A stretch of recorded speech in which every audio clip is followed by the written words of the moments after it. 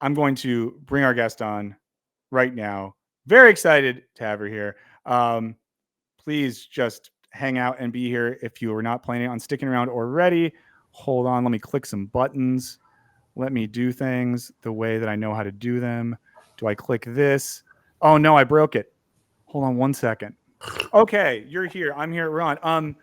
Here's first things first. I am very terrified because I was saying your name in the way that I thought it was said, and someone in chat told me I said it wrong, and now I want to like deconstruct my own whiteness as an act of sacrifice. Can you hear me all right? Yeah, can you hear me?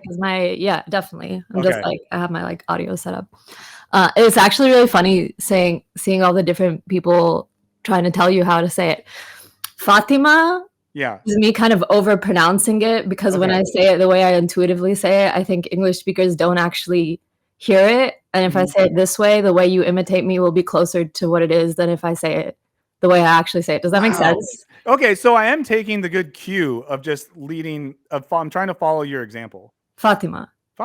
Yeah, perfect. Okay, great. Okay, chat. Thanks for making me feel like an asshole before we started. And then, before we even did the stream today, I posted on my page about you coming on. People were like very excited, but then someone used it as an opportunity to make me feel bad too, because they were like, "Oh man, her channel's so great. Also, her taste in music is way better than yours." Jesus, like, why do we have to have a competition here? Who started this? I didn't. But they are true. The music in your videos is really cool. I appreciate it. I like the music a lot too. I have a lot of fun with it. It comes out of wanting stuff that I don't have to worry about copyright with.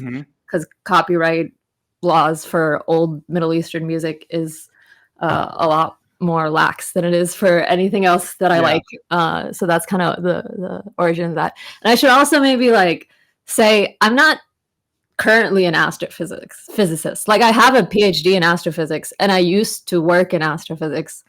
But my sense of that kind of title is it's a job and it's like not currently my job. And some people are like, oh, it's just who you are. But I don't actually like that kind of like essentializing myself into a job I had once, No, that's a tough one. I've always gone back and forth on that because I think like even when I was teaching at a university, and if someone would be like, "Oh, Michael's a philosopher," I would be like, "No, I teach philosophy. Like I'm not."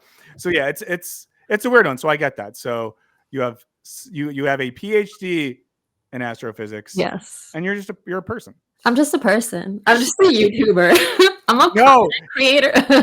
How do you find that word YouTuber?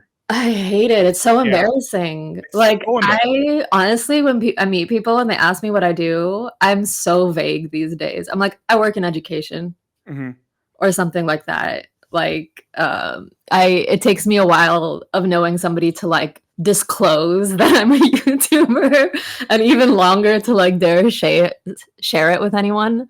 Because even like, don't get me wrong, I'm very proud of my work. I think it's good and valuable. That's why I do it.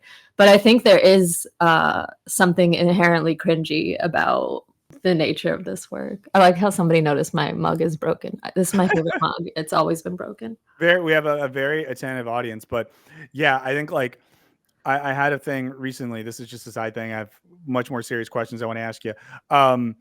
Where I was at a birthday party for one of my daughter's preschool classmates, and the parents started doing a thing where they were going around like, "What do you do?" And I was like, "Can I leave before it gets to me?" That's the worst. Yeah, I was like, "Oh, I make videos," and then because then the thing is, people, if someone tells me like I'm an orthodontist, like I'm not gonna go get braces from them. Sure. But I say, "Oh, I make YouTube stuff," and they go, "Oh, cool. Like, how do I look that up?" And it's like, "Oh no." I know. It's so vulnerable. Like to give somebody I just met my channel, again, not because I think it's bad or something. I think it's very good. But like you can now go listen to hours of me pouring my like self out into the open, and there's nothing I can do to kind of make this situation like equal if you have access to it. So it's an interesting thing to navigate, but it's also nice because I do think it's a good like social etiquette thing to not like lead conversations with, so what's your job?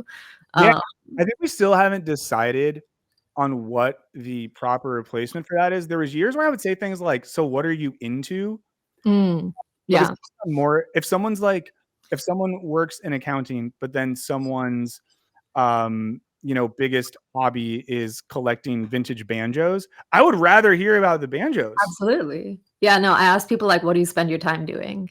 Well, that's good. That's good. So if people want to make it about their job, they can, I guess, Yeah. but it's nice and open-ended. Yeah. Well, let me ask you this, because I want to do a little background stuff, because I'm curious. And I'm always curious about people who made the decision to spend a lot of time in school, as someone that also spent a lot of time in school. Yeah, A lot of time. Yeah, like at what point in your life where you were like, I'm going to get a PhD in the subject that many people perceive as the most big-brained subject that exists? I come from a very academic family. Okay. I know in some families, like college is the expectation. Grad school is the expectation in mine. Ooh, tough. My dad's a physicist.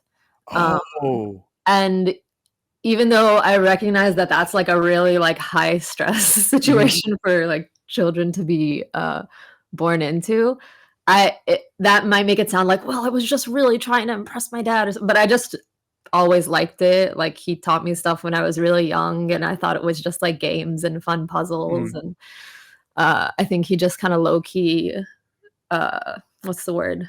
Like groomed me to be a physicist. The one good But like type I was of into grooming. it. Yeah. This sounds so weird. This is a weird choice No, of I get words. what you're saying. I get what you're saying. So I actually, fun fact, I actually applied to college as a music major because I also was super into, I was the biggest band nerd. I played the saxophone. I Oh, auditioned for cool. like a jazz performance major.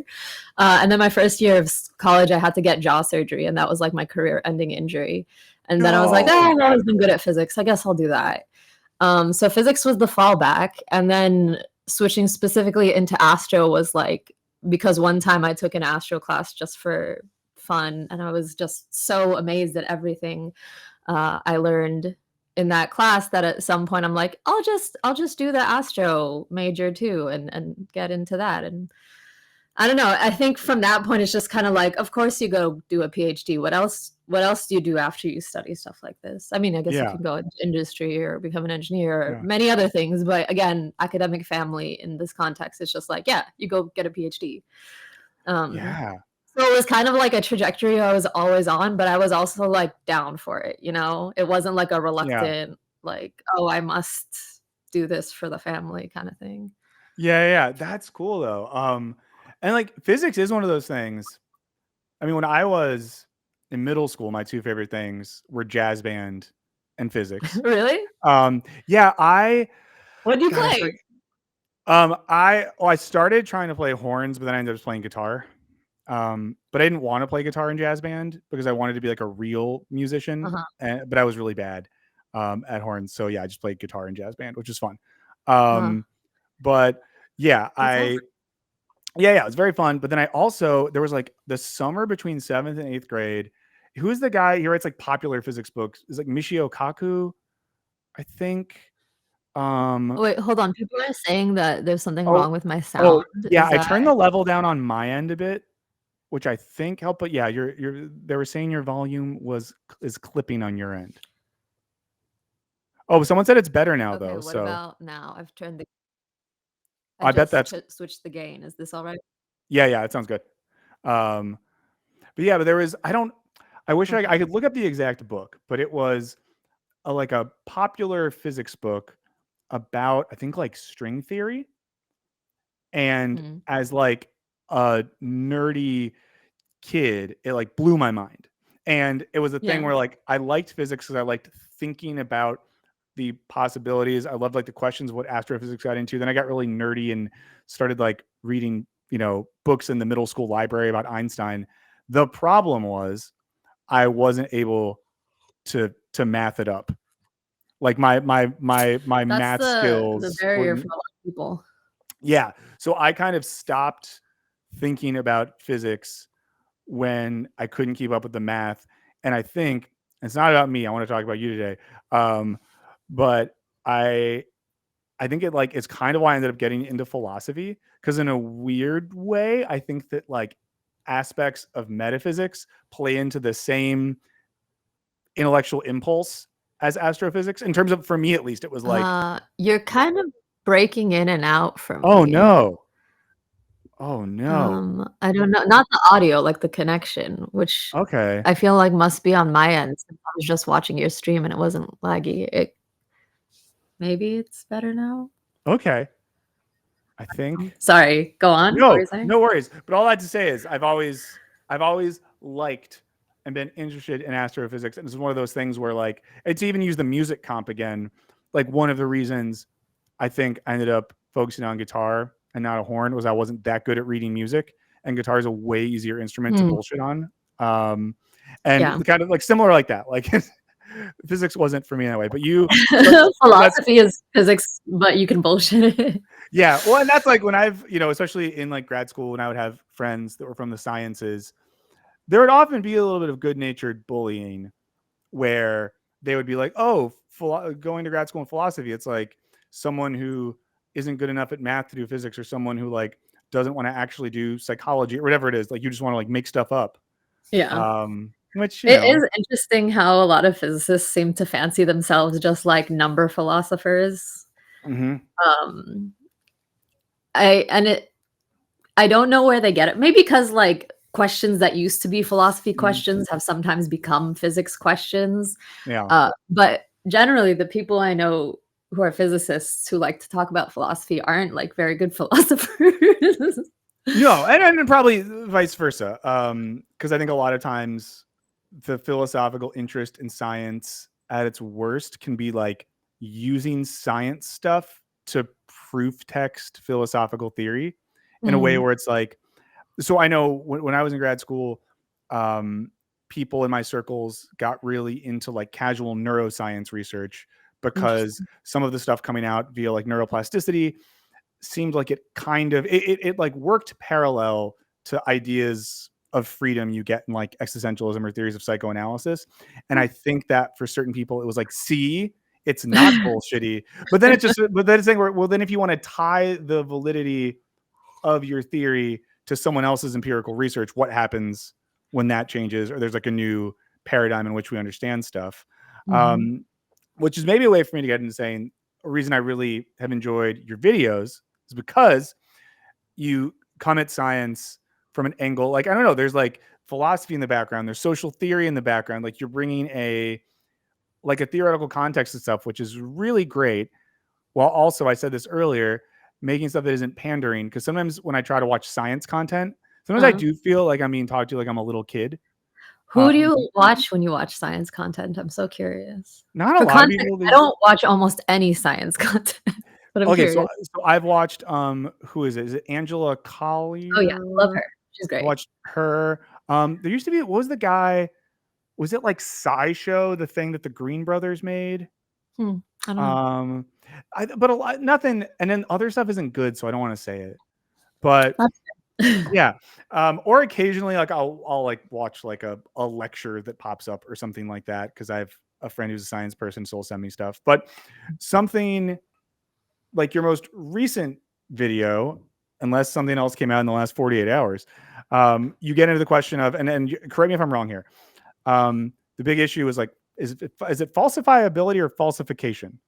Falsifiability is like the quality that an idea has, right? Falsification is like the process of doing, like trying to falsify it.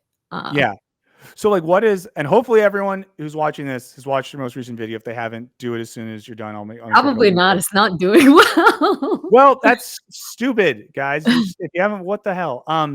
But someone said Kyle Hill. Yeah, is that the long-haired guy? I think I've watched him do science stuff. I just don't like men with good hair on principle. But can you say a little bit about like what you're doing in that video and why the falsifiability thing is important? So why is it important? Or start from. maybe put it in a dumb way, and you can just tell me where I'm wrong. So is the basic idea that for a certain type of person or a certain way of thinking, what makes something a matter of scientific inquiry is if it can be proven to be false? Yes. Okay. So let me like contextualize it some. Yeah. I'm not a philosopher of science. Like I didn't study philosophy formally. I'm like learning it autodidactically now. Like ever since starting my channel and like kind of wanting to learn more things that I can incorporate, I've been like reading more and more science philosophy. And so when some of these things I'm presenting it in a way where like I'm kind of learning it in real time. Yeah, which is great. And thank you. And the thing with Popper and falsifiability is that this is like the only bit of science philosophy that most working scientists will ever reference. Like I've heard this idea and this philosopher referenced so many times by physicists. And I feel like I'm maybe engaging with it less on the level of like the actual philosophers and more on the level of how I see people engage with the idea in like That's the more interesting. world. But basically it's this idea, and you know, maybe I'm like stretching how to define it to like fit my thinking a little bit more. But it's like, okay, science is when you make a claim about the nature of reality that could theoretically be proven false, and then you go try to prove it false. And if it withstands your best attempts at proving it false, we don't consider it true, but it's just yet unfalsified, and we believe the things that have not yet been falsified, that have withstood scrutiny more than things that have not. And like that's a fine idea, right? As an approach to you know, like comparing theories, for example. But I feel like I see people online kind of in the similar vein of how I would see scientists talk about philosophy, is like that is like the defining thing of science. Science is win falsifiable claim.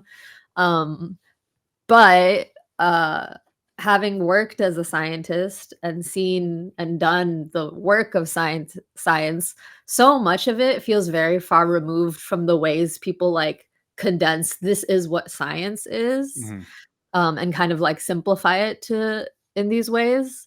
And so the video was just like, you know, here's a bunch of examples of work that's more about like exploration and like systematic discovery rather than trying to like make predictions and see if you can prove them wrong. So that's kind of the gist of it.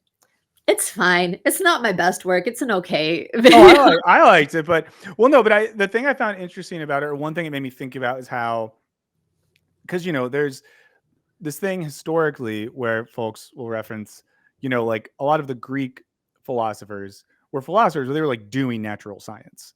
And for a huge chunk of history, philosophy was this all-encompassing term for trying to find meaning, truth, and order in the natural or intellectual world.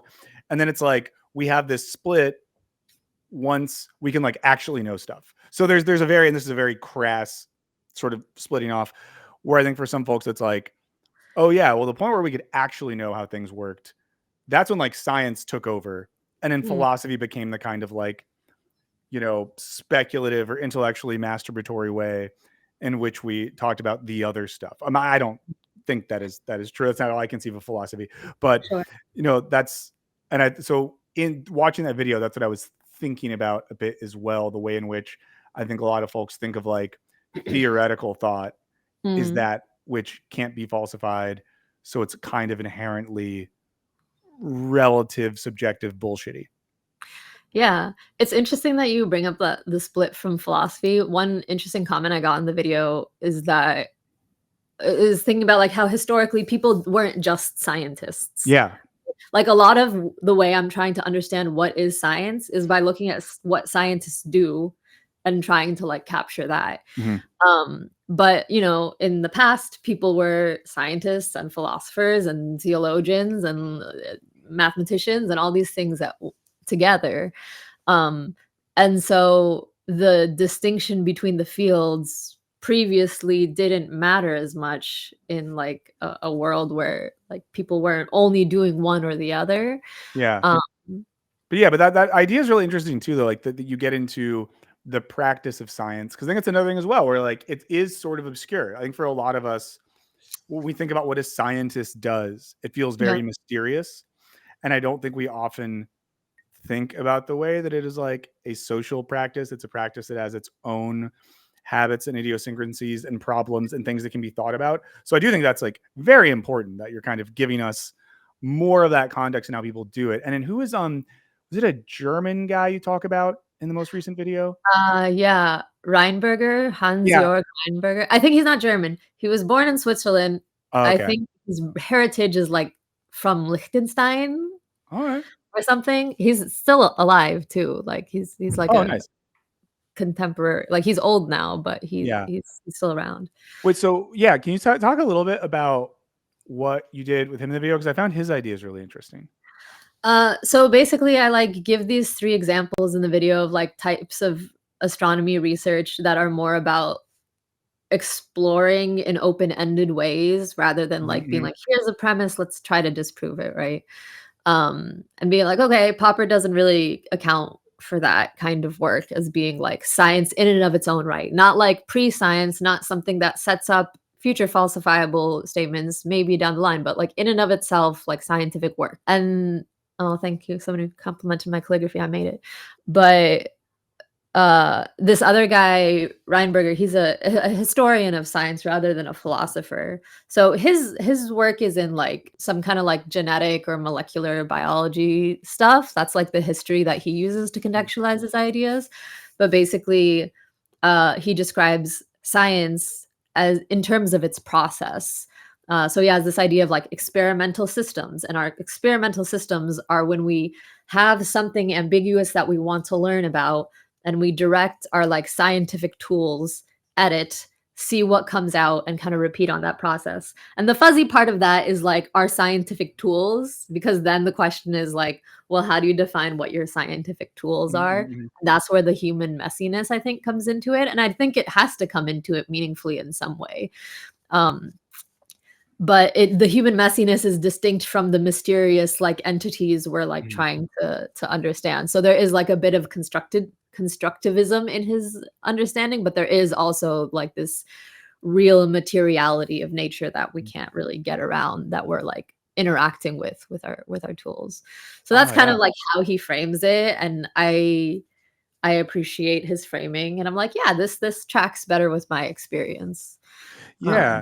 And is that around the part of the video too? Because you talk about aliens a little bit, because everyone loves talking about aliens. But I love that idea that like looking for alien, because I think, what you compare looking for aliens and looking for God or something? Yeah. Yeah. Which a Go lot of ahead. people had a counter argument to that I didn't think of, and that's that we exist, so that is like a starting point to say something else exists, but there is no starting point to say God exists, which is like fair, probably. Well, maybe. I don't know. Yeah. But I found that idea interesting, that like in when looking for, and I'm going to make this really reductive and dumb, but in looking for aliens, maybe you find some other cool shit, Yeah. and that's still doing science, and there's still a value in approaching things like that. I found that kind of fun. Yeah. SETI finds things, like the people who Yeah. research aliens, they find other things. And it's interesting because I think I think often this is like a similar version of the argument that astronomy is useful because of like side effect technologies. Which I feel like I don't actually love that rationale. Like, Yeah. oh, we should keep studying astronomy because then we'll like invent Velcro on the side or whatever. Like whatever things NASA has come up Yeah. with, Yeah. Yeah. attribute that to astronomy. Um, but if we're already working within the space of we're just caring about learning things for the sake of learning things, which I think in this like philosophical conversation of just talking about science and not like social benefit of or anything, we are, then I think it's like fine to say this will produce knowledge and we're seeking knowledge. So Yeah. yeah. That's cool. Well, let me pivot a little bit and ask you this. And also, again, I'll make sure I put a link in the description if you guys haven't watched the most recent video. Do it. I liked Thank it, and I'm you. dumb. Um, what is it like to be okay? I'll frame it this way.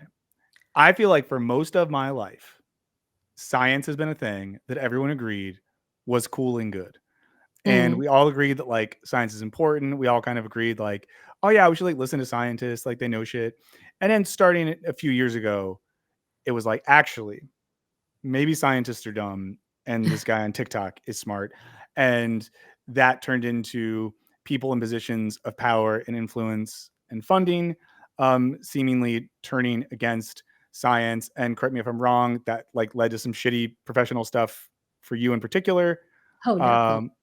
Yeah. So like, what has that been like? I mean, the experience of being a person of science, being someone who's done high level scientific research, being someone who I will assume thinks this stuff is valuable. Like, has it felt gradual to you, or has it just been like out of nowhere that there's been this attack on kind of scientists and scientific funding? I feel like there's certainly been like cultural sentiment growing around distrust of scientists, which isn't a unique thing to now. Actually, I was just Mhm. reading a paper this morning about like the history of the scientific left.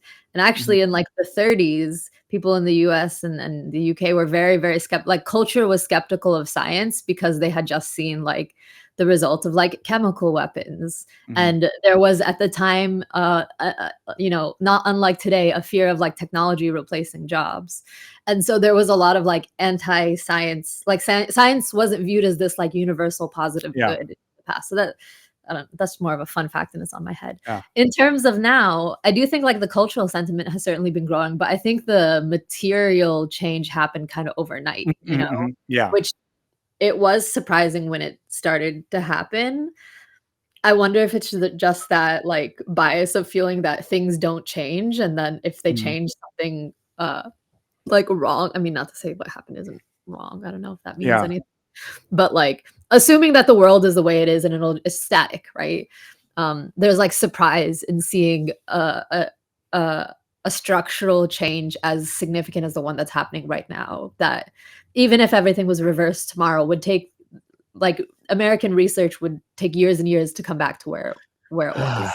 Like it's it's really bad. Like it's Yeah. really really between like higher education and research institutions and even stuff happening in like K through 12 education as Yeah. you were talking about and plenty about like the dismantling of the Department of Education like I am surprised by how quickly and completely this is happening.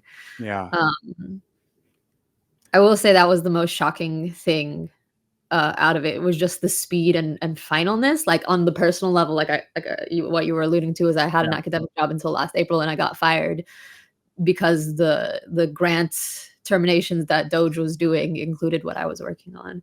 Um, Unreal. and I know a lot. Like I was working like I had very DEI research. I was researching like how to make physics departments more supportive to transfer students of color. Mhm. Like that feels like the kind of thing that of course that would get cut. Yeah. But I know people who like work in like straight like astrophysics, like aeronautics, like engineer, like they're all also losing their jobs. They're all also very precarious. They don't know what their futures will be. So it is not just like woke shit. It is just our scientific infrastructure that is getting dismantled. Yeah. Um, what was the question? Was I surprised? Well, no, I mean, this is responding to those things. Because I think, you know, and I think hearing your perspective on this is important because I think a lot of us outside of the scientific world don't like get how bad it is. Like we know that it's bad in an abstract sense, but I think the way you put it, you know, makes it a little more real, a little more terrifying. Like saying that we're set so far back research wise Yeah. that Like even the because US worked since the 70s to lead the world in STEM, and I think we did, and now we don't yeah, because of this. yeah. That's horrifying. I do want to say, I see someone in the chat said, I just saw someone's comment get censored in real time. I'm not censoring comments, guys. I'm just here talking to Fatima. Like, we're just, You have I a don't mom. know. I don't have a mod. That's why this is it Very can be, brave too. well, every now and then someone goes nuts and I just block them forever and then go to their house and slap them around. But, um, so, uh, and was it, that was this April that happened to you? Yeah, just a Oh, couple hey, months we ago. both got fired this April. Yeah, Look at that's us. when That's so the fun. whirlwind Um, ended. I'm sorry. No, no worries. Well, then, so you obviously were doing your channel before you got fired. So I'm Yeah. curious about this. How do you go from, you know, physics PhD, academic researcher? At what point where you were like, fuck it, I want to put myself in a context where random people with weird usernames can say horrible things to me whenever they want, and this is gonna be Right. part of my life now. What led to that? I was a watcher of YouTube, Mhm. right? There are people who just watch YouTube, as Yeah. probably most people in your chat right now fall into Self that included. category. Yeah. Um, this feels weird to say now, especially considering the topics of your stream, but I was really into ContraPoints, and I was like, "This is Same. really cool. Yeah. I feel like I could do this." And that's I saw ContraPoints' videos and was like, "I could do this," and then I saw CJ's videos, and I'm like, "I could do this," but CJ's videos actually made me go and do it, That's because cool. they, like, Also, that's so inspired bold. That's like those 2 examples to me are like people that do things at such a high level. It's like going to a professional sporting event, being like, "I could do that." So I But, love like, that was those I are your wrong? motivating forces. You weren't. I love the Um anyone who has self-confidence, like, that's so amazing. I mean, let me Yeah. rephrase. There was this clear genre that was being formed, right? Yeah. The, like, video essay, and people were doing it from all these different perspectives, but I didn't see anybody doing it from science. And that makes sense because I don't know a lot of scientists who have the kind of interdisciplinary knowledge Yeah. to be able to meaningfully do that. So I just very clearly saw a niche, and like understood that niche for a long time before being like, oh, let me like shoot my shot. And that was like a little over 3 years ago. I just got Mhm. like the 3-year anniversary notification in the last couple like weeks or Nice. something. Um, but yeah, I something CJ said in a video made me feel like, what was it? I can remember the specific line. It was like, art is God being pushed through a U-shaped hole, and who are you to deny the world that bit of God? And I'm like, damn it, they're right. Fucking CJ, just And I'm like, I have to do it. And it is kind of weird because I feel like a lot of people make YouTube channels out of like a desire to be seen. Mhm. Like I have like nieces and nephews who are of the age where the ideal job is becoming a YouTuber, and they all Mhm. want to be YouTubers, and they think it's so cool that I'm a YouTuber. And I'm like, what would you make a channel about? And they're like, I don't know, we'll figure it out. And I'm kind of coming at it from the complete opposite way, where I have no interest in like internet fame. Like I Mhm. actually wish there was a way that I could do this without my face, kind of like Andrewism does. Mhm. But I think with a female voice and trying to talk about something like physics, if I couldn't point to my credentials, nobody would listen to me. And so I Mhm. felt like I had to use my actual face and my actual name. Otherwise, like I wouldn't have the boost that my legitimacy gives me. So yeah, I felt like I finally had to share my piece with the world. And I'm like, I guess I'll write a little essay script and make it and see how it goes. And the first one, despite being in a topic I was like pretty uninvested in, because I was just it was more of a proof of concept for the medium, just trying it out. But the first one like popped off, and I was Mhm. like, okay, let's keep going. So when I started, I was working. I had a postdoc. I was doing stuff with like engineering education, specifically in like teaching and STEM students like macroethics and like how Mhm. to think about society in their work. Um, and I was learning so much interesting stuff from this position. So I'm like, yeah, no, I'm just gonna keep making videos about all these things that I learn and all things that I already know. A lot of my channel so far has been like airing my grievances of grad school, and I think Mhm. I've gotten most of that out. Um, and there was actually a time in the past where I was doing it full time, about 2 years ago, I think. Okay. Um, like the postdoc I was on was coming to an end, and I was preparing to apply to like an NSF grant to be the PI of my own project. And I had my whole proposal and all my references, and I was a very competitive applicant, and I had done all the prep stuff. And then at the last second, when it was time to like send it in, I'm like, you know what? What if I didn't do this and just like commit to the channel instead? Woo. And I did. I took the end of the grant as an opportunity, just like, I'm not going to apply to something else. I'm just going to be on. I was already making a little bit of money on it.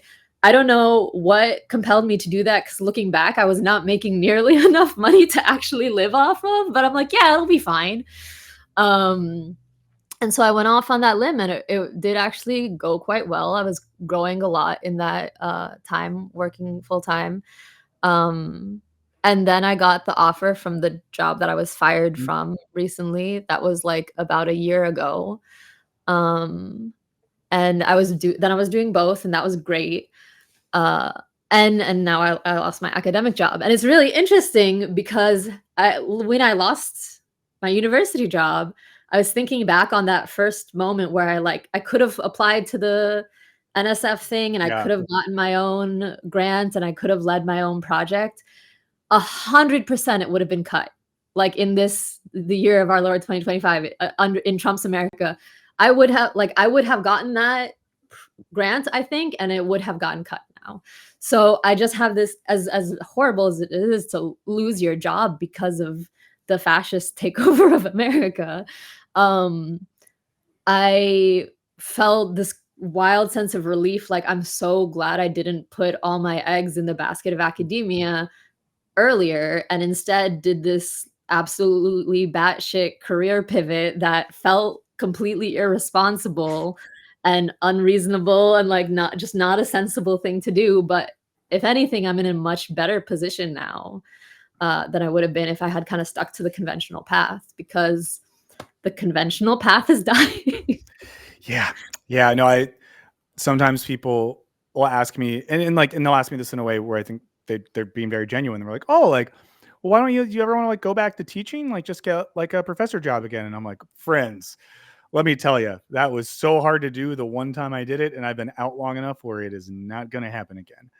Um, but Yeah. science, a little better maybe. But well, so then, what has that been like mentally in terms of thinking about? Because obviously you've done YouTube for a while, you were in the academy for a while.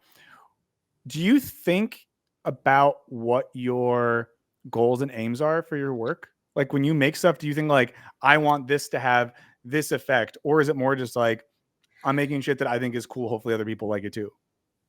I feel like I'm still figuring that out, Yeah. which you'd think I'd know what my purpose is by now. Not at Um, all. I'm asking this because it's a thing I've been thinking about a ton, and I'm always curious what other people think about it. yeah, sometimes I feel very uh like I have a mission. Like I Mhm. really want to give like political education to STEM people. That's like one goal I have a lot, Mhm. right? Like in my mind, the STEM workforce in the US has been like massively depoliticized uh intentionally, like strategically. Like that didn't just happen. Right. And we suffer for it. Uh and, and that's not the way science has always been historically.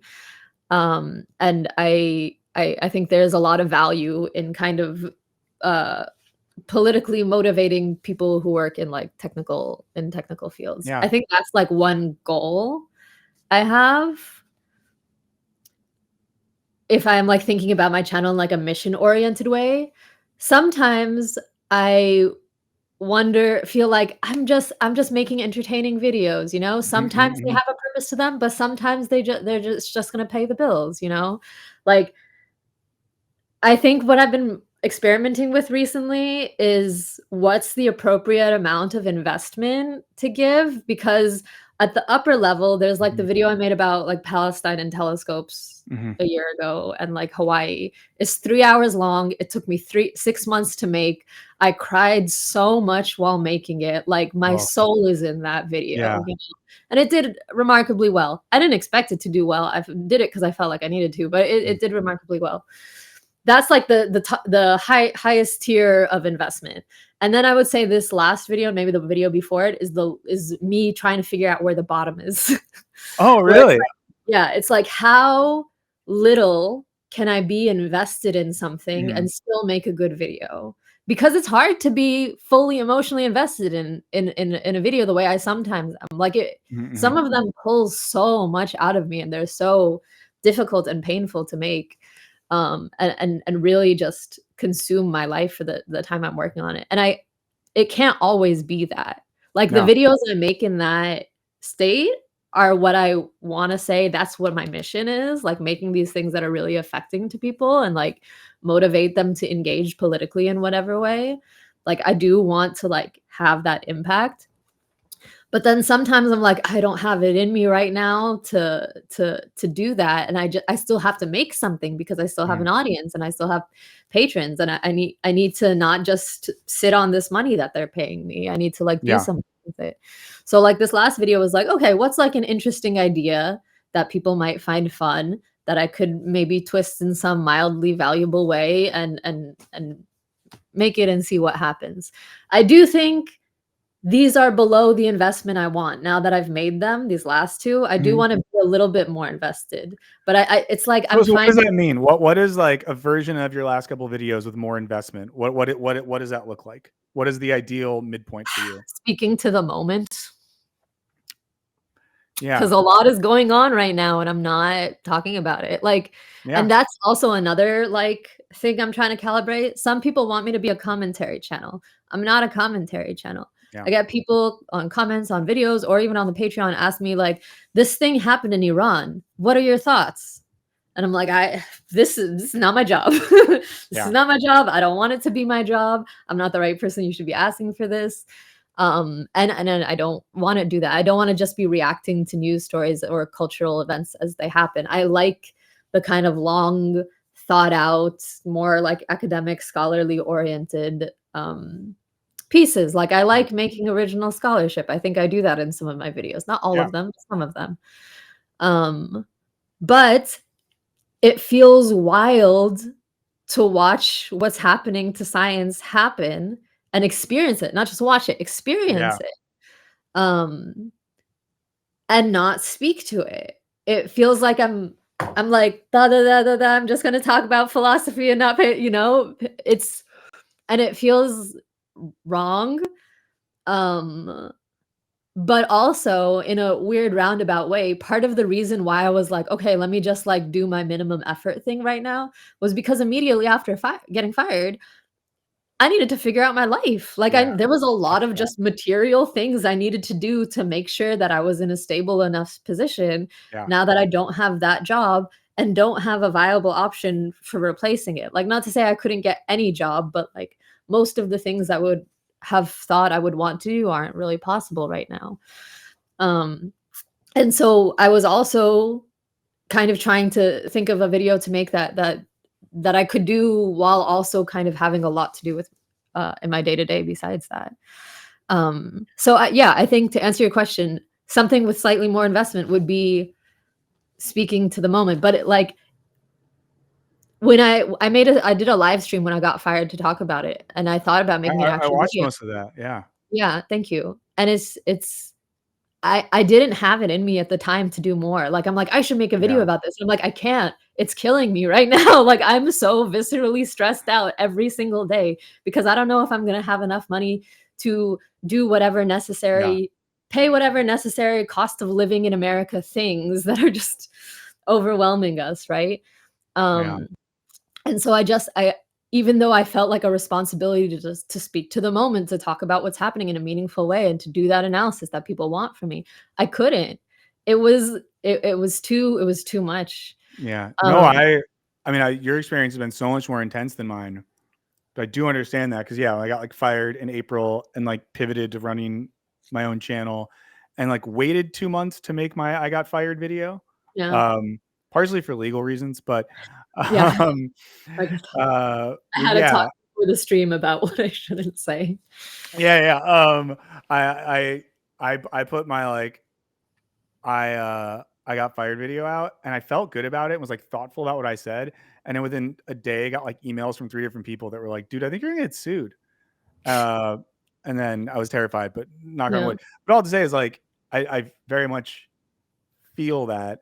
A thing I was really surprised about when I did my I got fired video, which was mhm, less about science and authoritarianism and more about like the media industrial complex and how shitty yeah. the world of I watched finance that one, it capitalism was is. good. Oh, appreciate it. Um, but I was like, one of those things where I'm like, who's really going to care about this? But it did quite well, and I got a lot of like emails and messages from people that were just like, "Oh, I dealt with this in my job, or I had this thing, and that was relatable because of that." So it was nice to see like that side of it, and made me feel like it was worth it. And I imagine whenever you do want to talk about that, it's one of those things. There's like a hyper. I mean, the thing is like you lost your job in a way that ties in to huge systemic problems we have in this country. You're right, but you know what? You're the second person who I've had on this show who lost their job because of Elon Musk. It My is my kind of a weird like not a flex, yeah, but I was catching up with someone the other day that I hadn't yeah. seen since I lost a job, and I was telling Mm, him, he's like, "Wow, you kind of feel cool saying that, don't you? Like you you like yeah. Doge fired you." And I'm like, "I guess I feel like I'm a part of culture. Like Mhm, mhm. I'm experiencing something with people right now." So there's Yeah. that. Maybe there's like something, You should talk to do you know Kat Abugazale? not personally. I've like Um, seen her campaign yeah, stuff. she's a very cool person. I would say I don't know if we're friends or we're friendly. We're one of those two. But yeah, she like when she worked, I think it was like at Media Matters or whatever, lost her job because Elon sued them, and her lawyers like deposed her, and she was just like 25, working a low paying media job, and Elon sent like a legal team to interrogate her, basically. That's wild. Yeah, I don't know. I think he might be bad.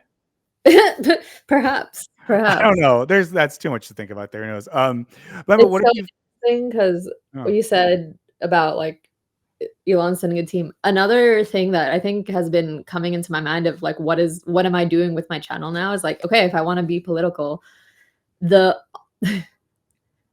the cooling effect of, like, suppression of political dissent in the US recently is effective. Like, I know that the things that the government is doing to make people shut up, right? Like, what's the word? Detaining like Palestinian activists or whatever other things. Like, I hate that my reaction to seeing that is getting scared and being like, okay, maybe I should tone it down for a little bit. yeah, But like that has been like influential in me recently being like, let me just try being, just education-y and not getting too involved. Like yeah. I'm scared.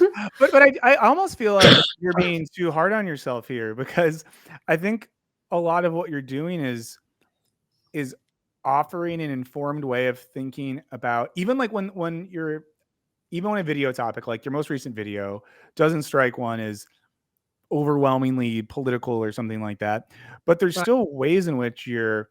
I mean, I do think in this context, maybe I'm being too idealistic here, but I think helping create high quality things about fields that people more and more will not have access to study like is important. And whether that's like people not being able to afford or not having access or like departments shutting down. Cause I know when I think about like philosophy, it's just like every day another philosophy department gets shut down. And even more specifically, anything related to like critical theory, queer theory, black political thought, like all these things that are super important are just getting eradicated. And I do think there's something about like offering people the tools to think about stuff. And even if the tool you're giving them, you're not like telling them how to use it politically, it's still there. So I don't know. I think you're being slightly hard on yourself. While also I completely relate. And I've had a thing recently where I've what kind of like, I don't know, it was like, oh, I feel like I'm not really like finding a way to continually like talk about Palestine, but I also don't want to do things in a way where it's like I'm trying to use a genocide to get clicks. But then I also don't want to do a thing kind of like where you said I get on a list and get demonetized and then I can't pay rent or buy my daughter snacks. Yeah, So it's tough to like weigh all of those things. it's really tough. And Yeah. I feel like there's like a lot of responsibility in having a platform like this. Like Mm-hmm. I think that's what inspired I've made 2 videos about Palestine now at this Mm-hmm. point, basically. And the first one happened like I started it at least right after October 7th. But I remember in those first couple days weighing like, should I say something? Like I have many tens of thousands of people like who will listen to, or if not hundreds of thousands of people who will listen to me if I say something, and like a younger version of me who had a lot less reach and influence and power would have absolutely thought I would use this to the furthest extent I possibly could. um and I have, and I want to continue to, and I hate saying this, but I need to like there is a such thing of as overdoing it.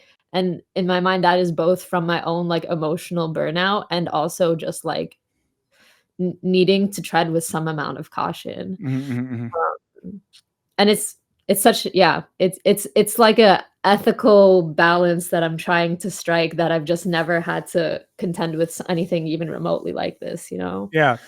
But I think like even what you exemplify in a lot of your work, and I think because I think the first video of yours I was served up was the one on the Sokol hoax, Mm. Oh, which yeah, the algorithm gifted me, and then I went backwards from there.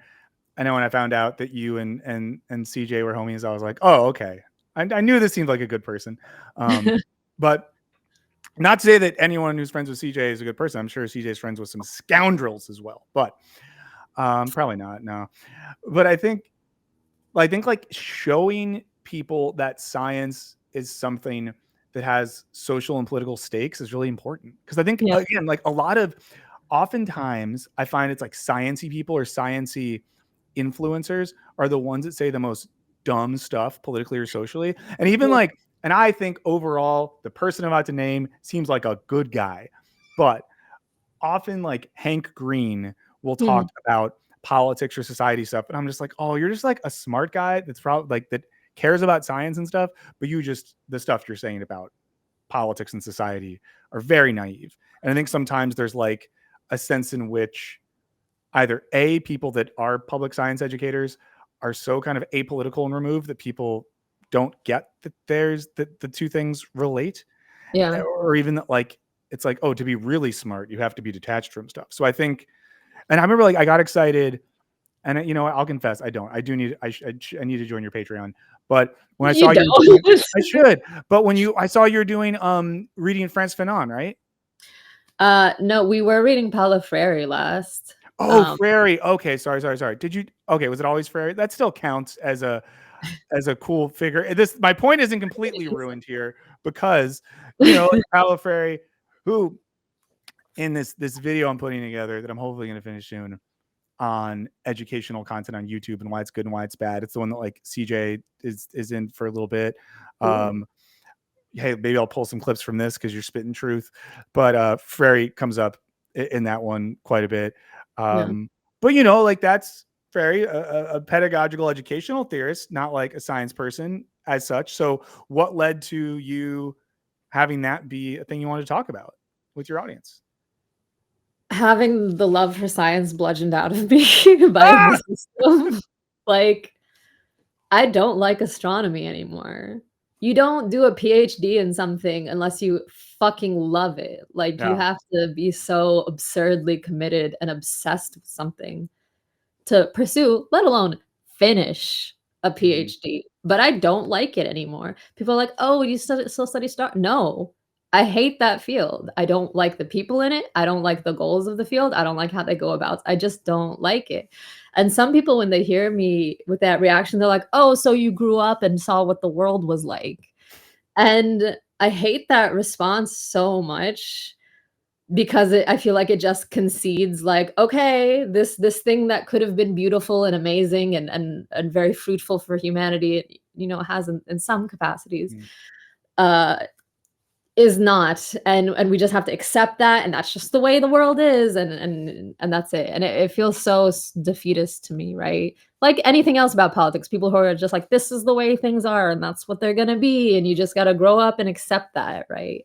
Yeah. Um, and so I guess a lot of like what I'm trying to get across on my channel is like pushing back on that. Like, no, there's a lot wrong with science, and I think we could do better. Like, we could make it better. We could make it better in what it produces. We could make it better in how it works and how the people are treated who are doing it and the outcomes it has for society. And these things could be better.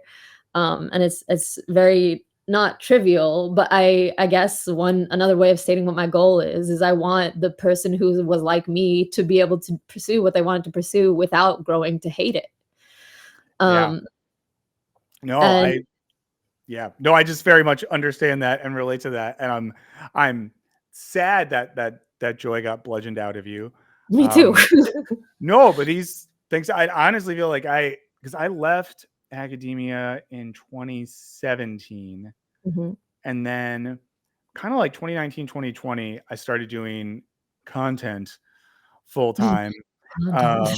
Yeah, but I think it was a thing where like I liked what I did and it got me into the like YouTube thing, but I think I had a kind of cynical relationship to philosophy and theory for a while where it was like it's a thing I can do that I can use at my job because Mhm. there's not like other jobs. And I think it was like losing that job and starting my own thing, I've started to re-fall in love with philosophy and Yeah. re-fall in love with thinking. But that's like almost a decade after leaving academia. And by the time I left academia, you know, my last full-time position, I was at a university where, I mean, they were doing stuff like trying to make us change curriculum to talk about how students can write better resumes in courses that were supposed to be on 18th century like German philosophy.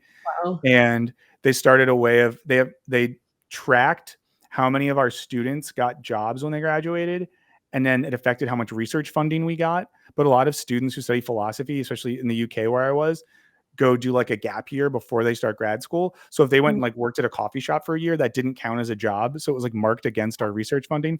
All I had to say is like just a thing where there's so many ways in which doing something that you love in institutions that don't give a shit about the thing or humanity can be tough.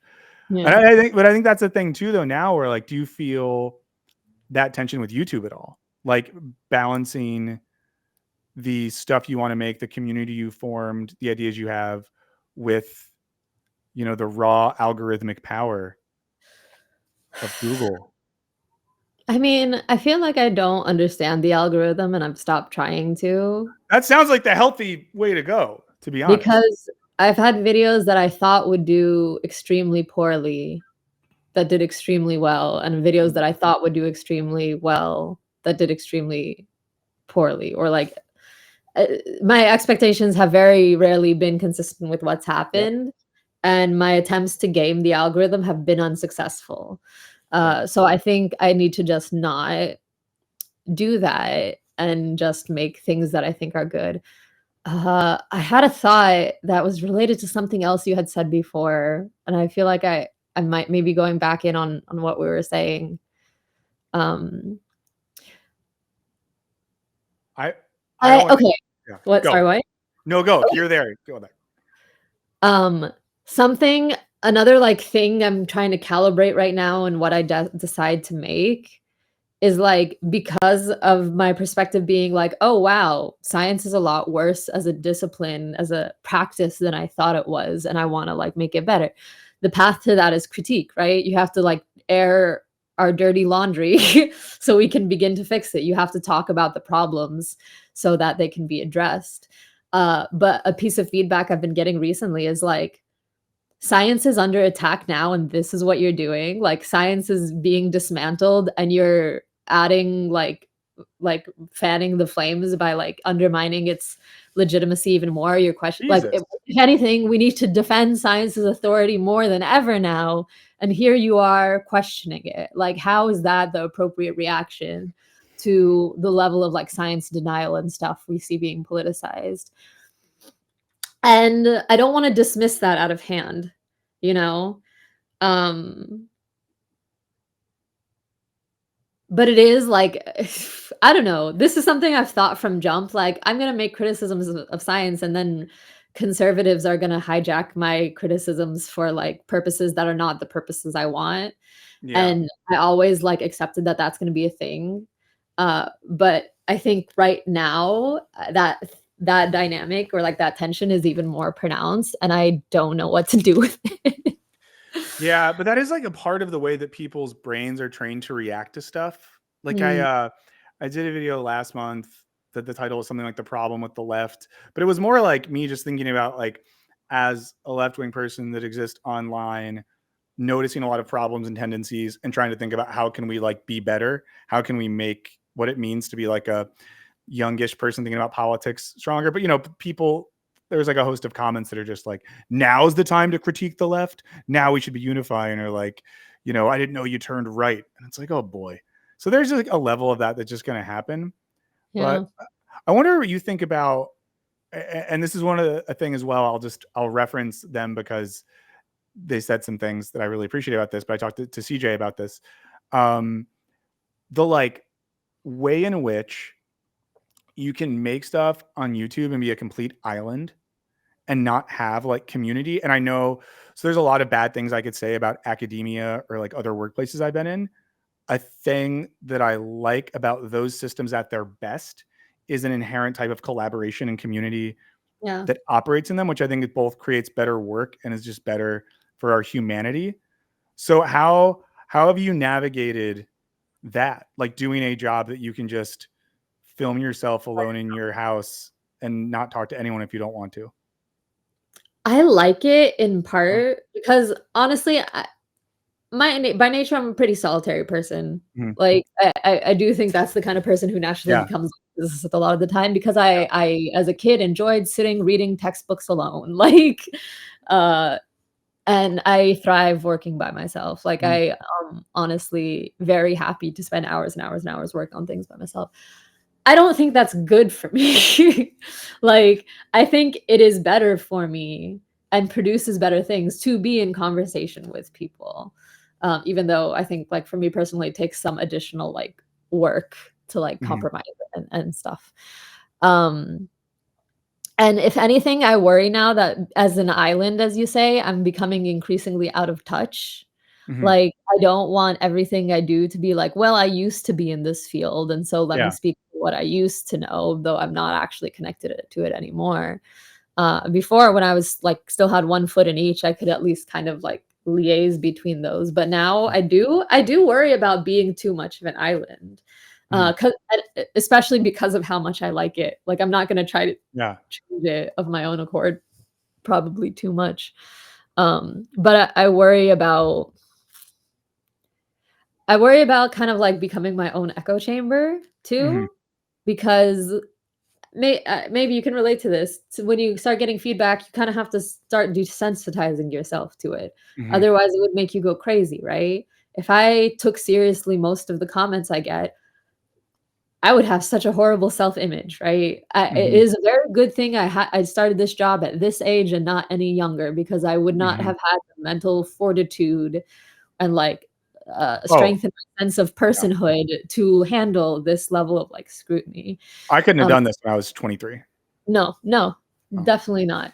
And at the same time, I don't want to become so out of touch that I can't see when I'm getting checked appropriately. Again, to reference the title of your stream, like, I think what's happening with ContraPoints is maybe an example of that. Yeah. I don't know. I don't wanna speak too much to, like, what her reaction now is because I don't know how she's reacting to all the backlash to what she said. Yeah.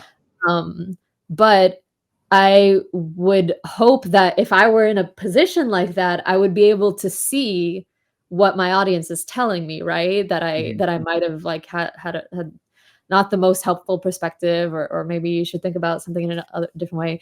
But at the same time, and maybe this sounds weird, I kind of get I imagine I could see how she's feeling now maybe because it was very, very, very hard to have the wall of, like, just, like, blatant, like, hatred and negativity and be able to pick out, like, the good faith things that you should listen to. And I feel like as an island, as you said, that becomes even more difficult, because, like, I can talk to my friends, but my friends are very offline. Like, my friends are not I mean, I'm friends with some YouTubers, like, I'm friends with CJ. I have a couple other YouTube friends I met from doing this, but I'm not very, like, online for somebody whose job is online. Like, I'm not connecting with YouTubers all the time. I don't feel like I have an online community.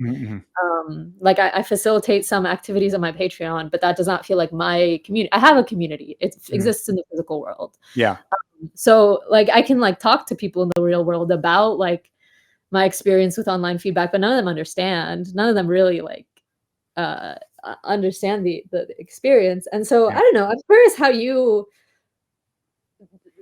orient towards this, like, listening to feedback and your audience and stuff like this without getting overwhelmed, but also without shutting yourself off to meaningful feedback, you know? Yeah.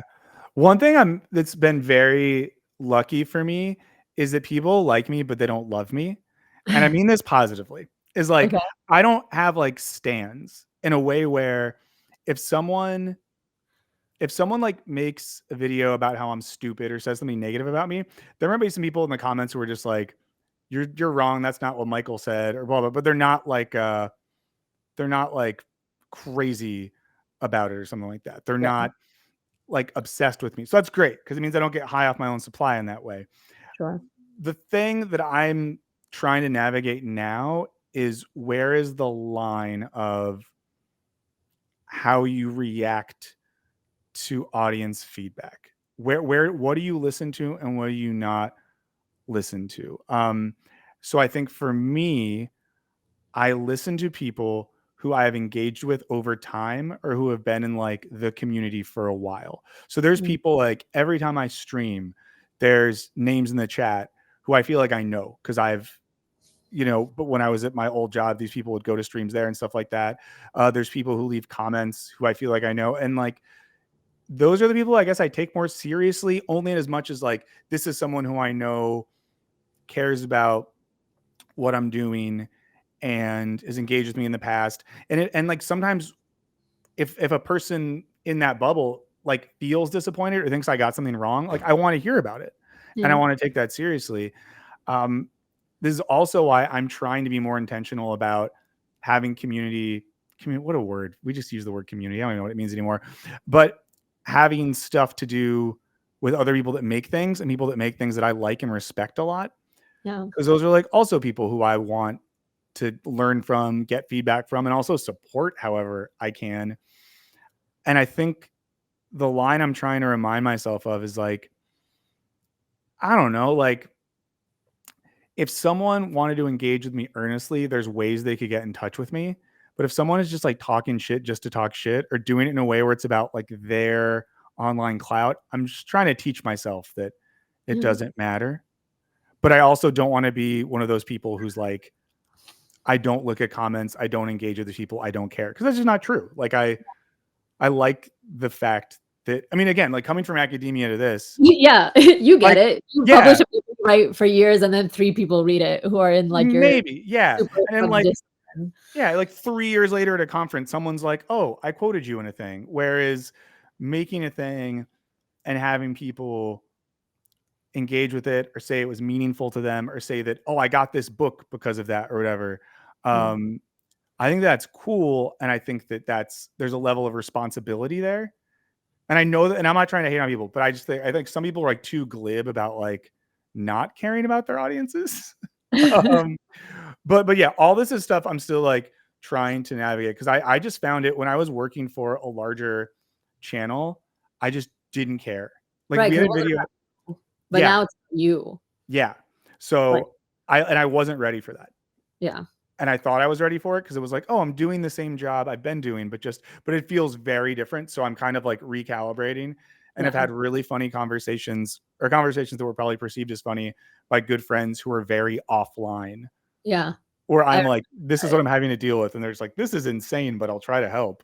Yeah. No, that was me. Like when my first video popped off and it broke my brain for those first couple weeks. Cause for context, I don't use social media. Like I've never had a Twitter. Oh my God.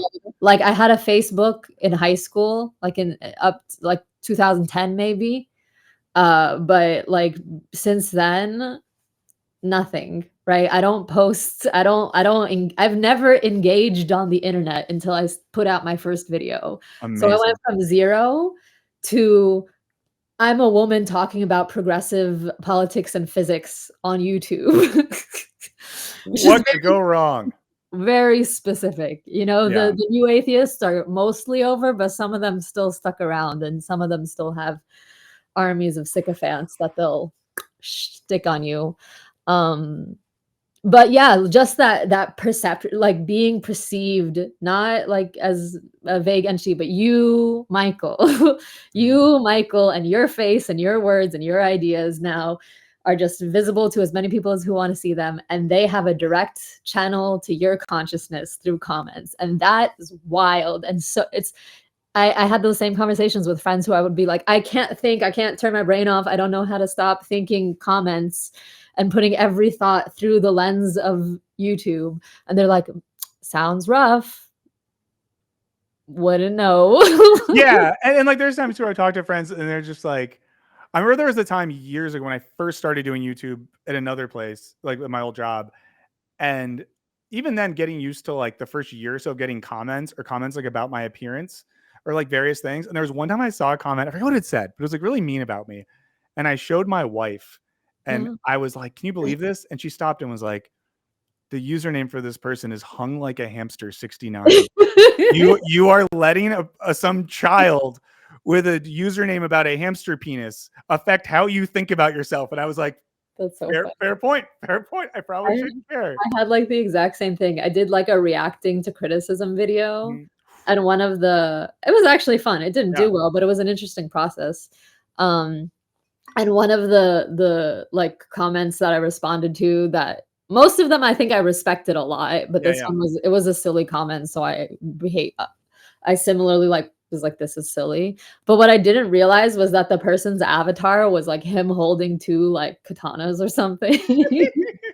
Like he was a sword guy, and I didn't even notice until Yeah. the commenters of that video were like, "Yeah, just look at that guy's avatar. You don't need to listen to him." And I'm like, "Ah, wow, the Yeah. stuff I take seriously now."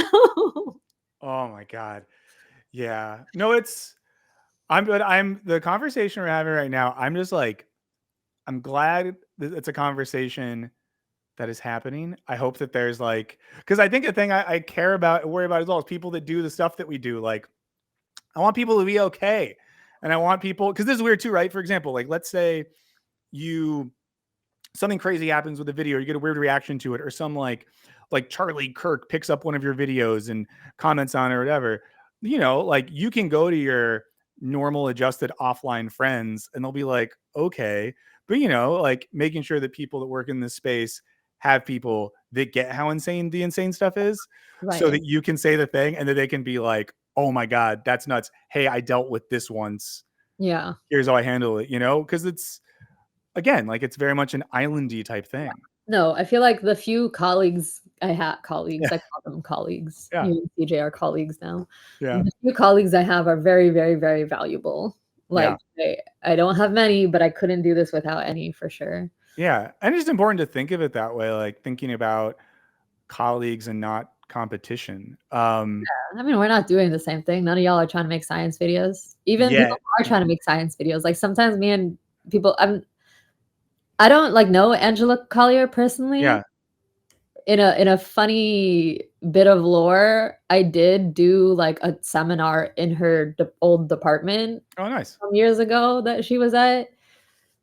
I can't remember if she invited me to it or not. This is before the channel, but Yeah. like, um, people are sometimes I get comments that are like, "You and Angela should debate," and I'm like, Why are you putting us in competition? We're doing different things." Yes. Like, I That's love her like, videos. They're great. I don't feel any sense of I have to outdo this person or like that is the worst part of like sort of intellectual, not even intellectual, like educational video essay YouTube stuff.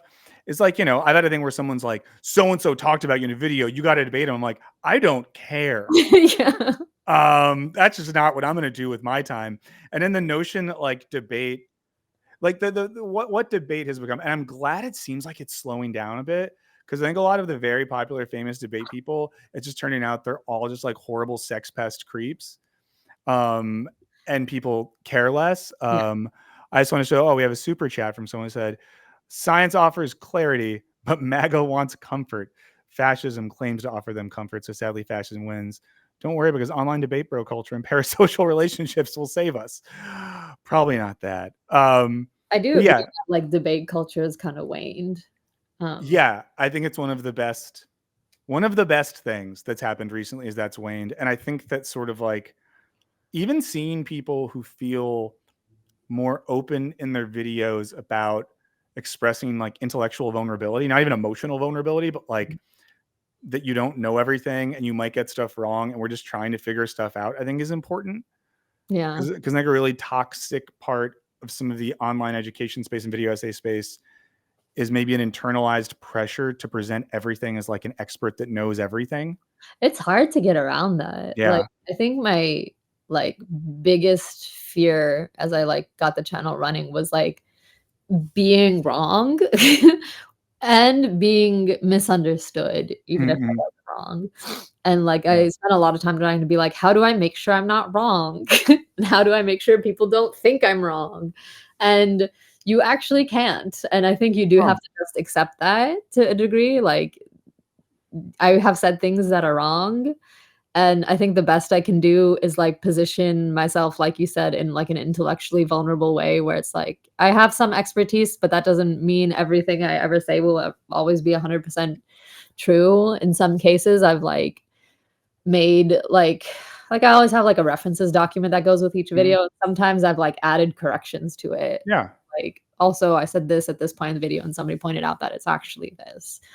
Um, Yeah. But I and think like that's fine because what would people rather have you do one video a year that you're able to treat like an academic research project, or would they rather get you, 10, 12, 15 times a year knowing that like you said, like you have to find a reasonable amount of effort. Right. Because I felt that before too. Like when I've like a couple times like misreferenced something or made a mistake, and I'm both like, oh, fair enough, I'll put a note there, but also like it's not the end of the world. Yeah, Like it's the, usually the not. stakes aren't that high. The stakes are not that high. I just had a thought. What was I gonna say? Mm, I don't remember. Um, but yeah, especially with, like I said, with these, like, more, like, philosophy-oriented videos, I'm trying to frame myself as, "I'm learning about this, let me share what I'm learning as I'm learning it," which But I is think that's so valuable because like then you're modeling the thing that you want people to do. Where if yeah, in the video you're just like, I mean, it's like the fairy stuff. It's like banking model of education stuff, right? If you're just like, I'm the bank teller, here's the stuff. Okay, I either listen to you and I can just say, well, anything she says is right or whatever. But when you present it as, here's some shit I'm thinking about, think with me, and I know a little more than you, maybe, or I've had more time to read than you. Like to me, like that's the best case scenario yeah, for all this stuff. yeah, yeah, it's I agree that, like, functionally, it's, like, the best way to go, and then I just have to remind myself that it's okay when people call me stupid, like, then not to get too upset about it. Well, at Uh, least that's what the PhD's for, right? right, I can just, like, hold it up and be like, "Fuck you." No, I mean, no, like I like have had, and I've I've spent many days like regretting all the time I spent in grad school. I could have just read books, but there's days where I'm just like, you know what, like someone said something insane about me on the internet, Mhm, and I feel bad about myself. But I don't know. I did a PhD. Someone published an academic book I wrote. I'm not like an idiot. Like yeah, maybe I got a thing wrong, but I'm not an idiot. And I think it's sometimes it's nice to just have like a thing where you're just like, evidence. yeah, you don't get a PhD in astrophysics if you're an idiot. It'd be really hard to sneak through. Now you're thinking of someone right now. You're thinking of a specific person from your program where you're just like that fucking Ugh, guy. Well, hey, I've kept you for longer than I said I would. oh, that's fine, So, this has been very fun. okay, great. Well, thank you so much for coming. Hopefully, this is the first of many times we can do something like this because I found this really enjoyable and like truly before I even said in my audience that you're going to come on, people have been asking for you for a while. Oh, that's very sweet of them. And thank you for putting up with my slow email communication and getting Oh, this going. totally okay, I appreciate the effort. Alright. Okay. I'm gonna, like, sign off and then probably, like, watch the rest of it because 'cause I'm curious what you're gonna say about ContraPoints. Well, I said most of that at the beginning. Oh, really? Damn, I missed that It part was. I'll do the whole thing again. then. But seriously, thank you so much for coming, guys. I'm posting a link right now in the chat to your most recent video.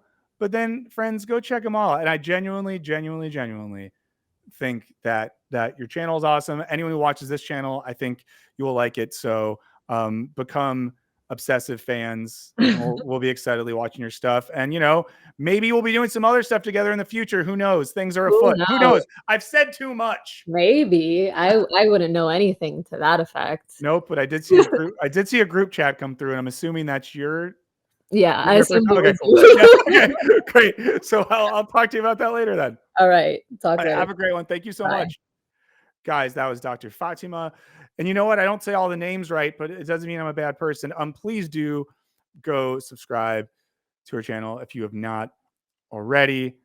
It looks like this, in case you need a visual reference for when you go and you subscribe. Like there's the one on the Sokol hoax. I liked that one a lot. Telescopes and other colonial BS. That one was a banger. Let's see. I mean, there's a lot of good stuff here. So do go check out our channel. I thought that was a great conversation. I hope you guys enjoyed it as well. The goal is that, I have a conversation that was someone that I enjoy and you all enjoy it as well. Please do let me know if there's other folks you'd like to see me hang out and chat to, because I like talking to people, especially interesting, smart, curious, kind people.